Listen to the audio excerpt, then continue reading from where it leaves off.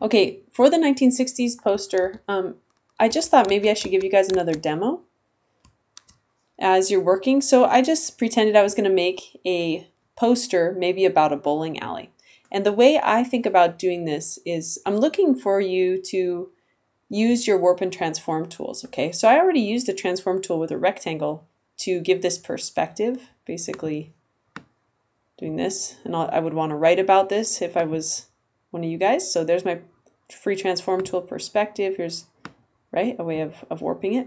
But I'm going to also use my text and put it in here. So maybe I'll make this like it's an ad for IAEA Bowl or something.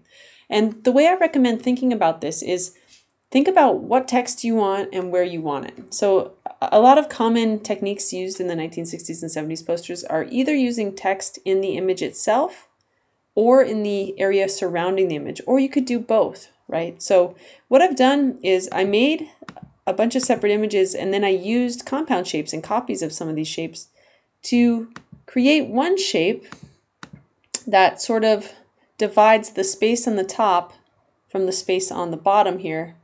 For the most part, I started doing that. You'll see I also have a bowling ball and a pin, right? And what I want to do is I want to actually put the text up here, but I want it to kind of go around the pin. So I'm going to use this shape that I made, and I'm going to have that selected. You can see the rest of this stuff there too, but I'm going to have that selected, and I'm going to make a rectangle the size of the whole page, or at least go beyond that. So then I can subtract that shape from it. See where I'm getting at? Okay, so maybe I'll make this in a new layer and move that up there. And I'll say type space. Okay, so I'm going to make another compound shape. Let me take the visibility off the pin for a second. Okay, so I selected those two shapes. Or maybe I'll make a copy of this one, copy, paste in front, move it into that type space layer. Okay, and I'll select those two, and I will just use one of my compound shapes. So I'll subtract out this bottom part, hold Option or Alt. Okay, so I have this shape now, and now I need to kind of do the same thing for that pin, right?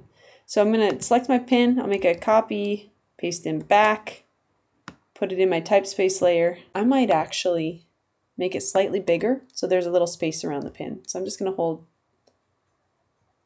actually, yeah, so I don't want it maybe the same size as the pin. Here's what I'm going to do. I'm just going to say Object, Path, Offset Path.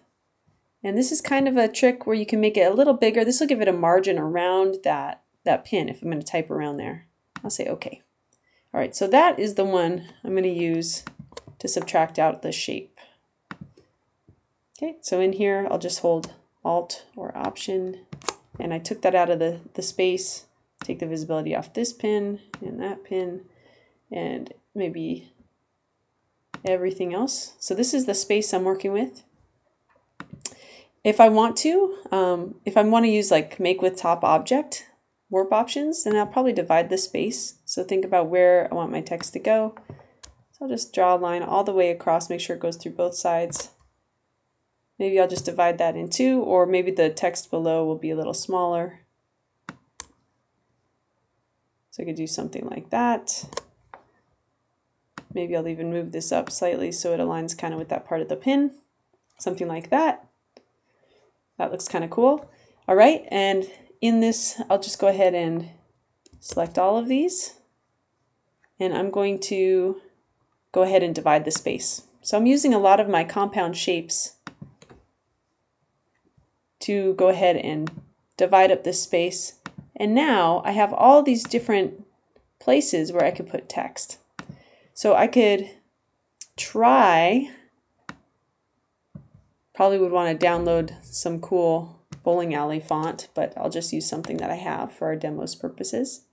Something kind of big and bold.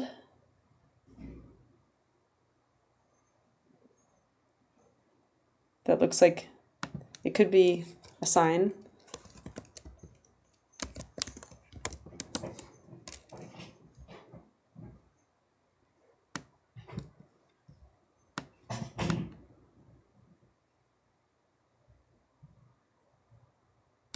Okay, so I'll make that nice and big and bold.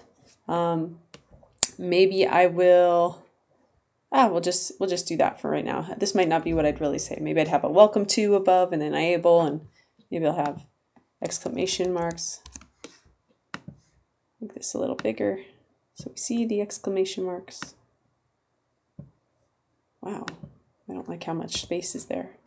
That's a whole different issue, isn't it?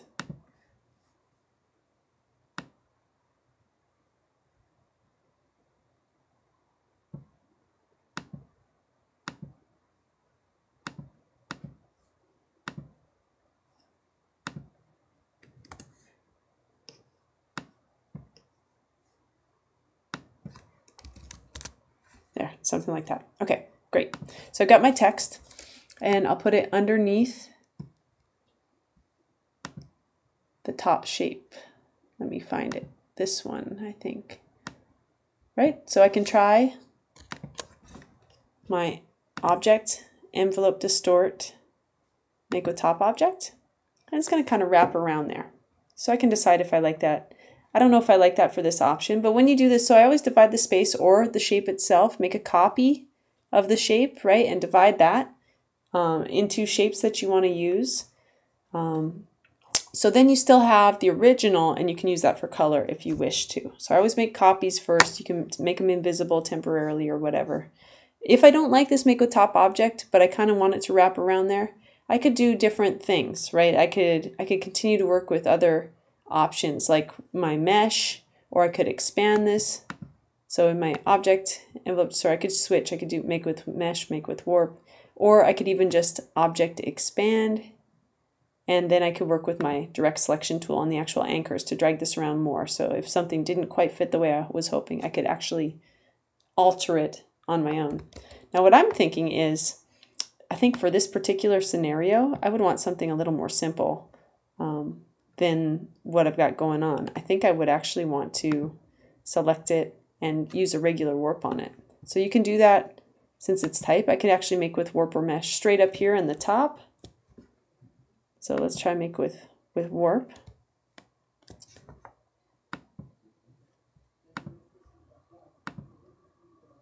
Right, and then I can preview it.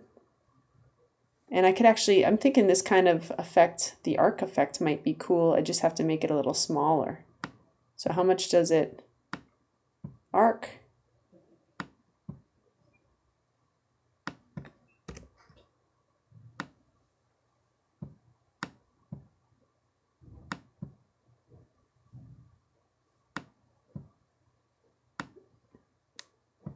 Maybe something like that.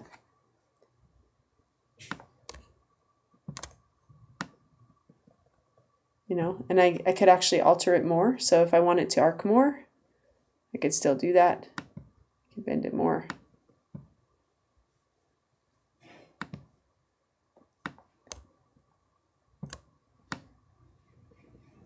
And kind of start making it fit. So there's a lot of ways you could work with warp and transforms options. Hope this helps you guys get started. If you have specific questions, send them along to me in email, and also make sure to send me your file, then I can help you more.